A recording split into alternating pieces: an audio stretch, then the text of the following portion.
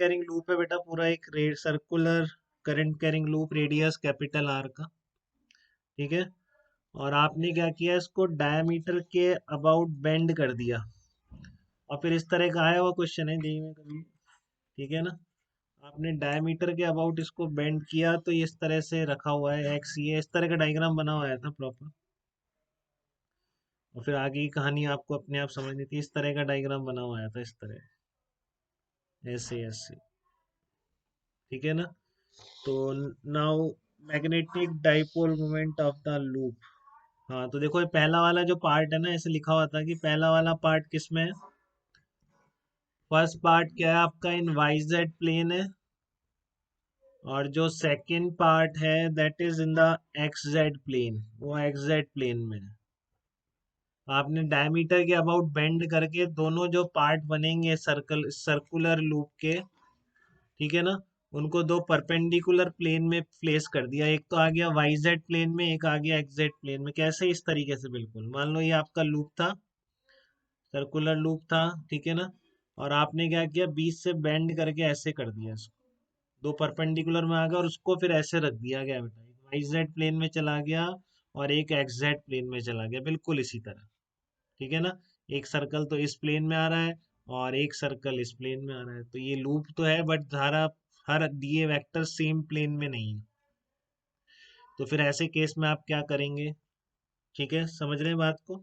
इस तरह के केस में लूप ऐसे रखा हुआ है, तो स्क्वायर लूप भी हो सकता है, जैसे ये पूरा रेक्टेंगल का क्वेश्चन बन जाए, मैं भी इसको सर्कुलर लूप में करा दूं।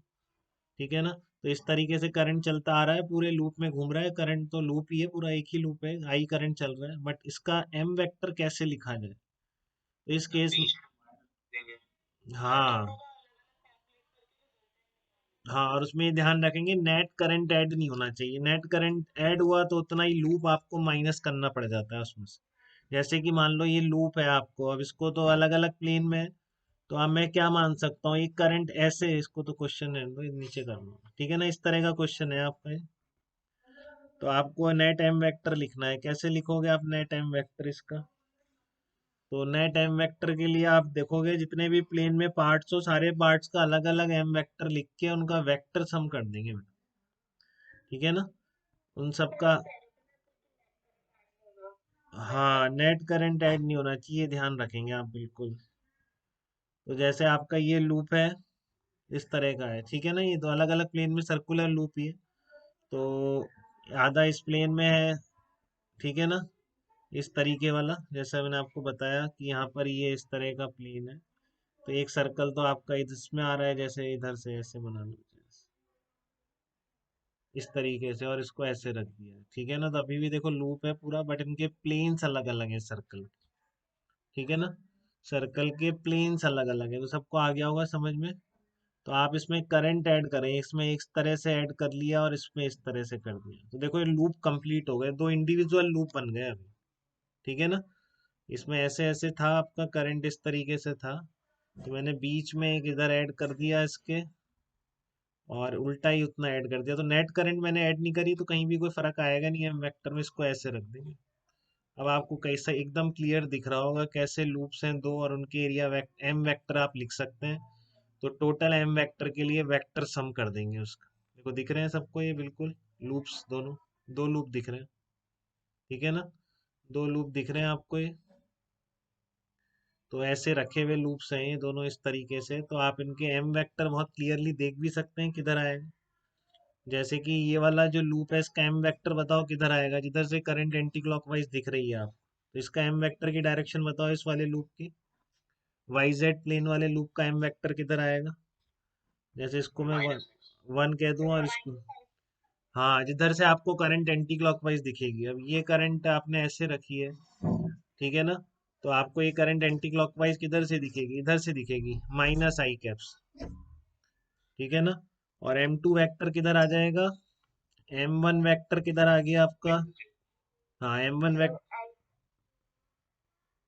वैक्टर हो जाएगा i pi r square by two minus i cap हो जाएगा।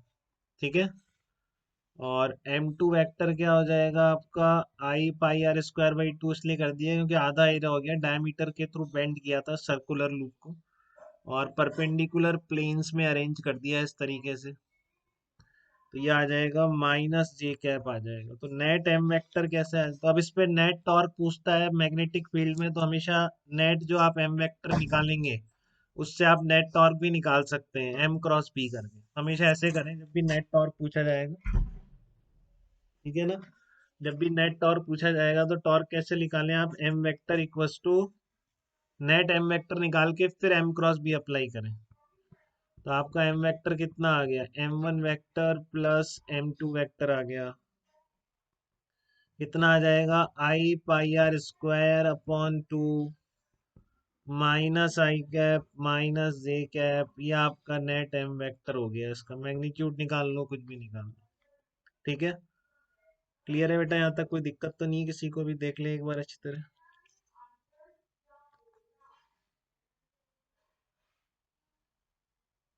ठीक है ना। फिर एक इसमें एससीबी में एक प्रॉब्लम है इस तरह का, मिनिमम कितना मैग्नेटिक फील्ड चाहिए टॉपल कराने के लिए स्क्वायर कॉइल को, वो भी एक इम्पोर्टेंट है, देख लो आप एक बार।